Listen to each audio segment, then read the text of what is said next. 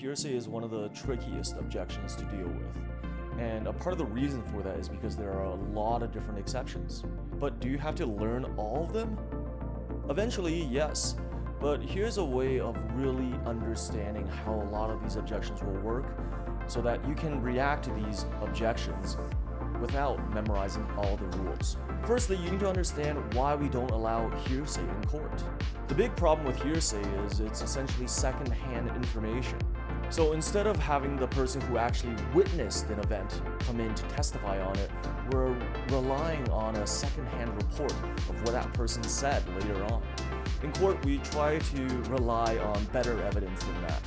There are, however, a ton of situations where you have a special reason to believe that what the person said was in fact true.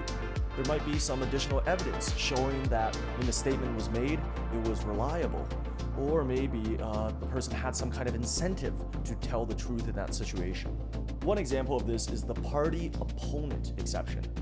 So if you are suing someone and that person said something to you in the past, you can use their own words against them.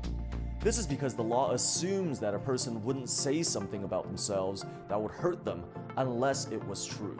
A lot of people would lie to protect themselves, but very few people would lie to put themselves in legal jeopardy. A lot of rookie lawyers will treat hearsay like a catch-all exception to be used whenever an out-of-court statement is brought in. But there are over 20 exceptions, and once you understand them, hearsay becomes less of a hammer and more of a fencing match, where each side is trying to use pinpointed attacks to explain why or why not this out-of-court statement can be relied upon as the truth. So the next time you hear something and think hearsay, think twice before you object.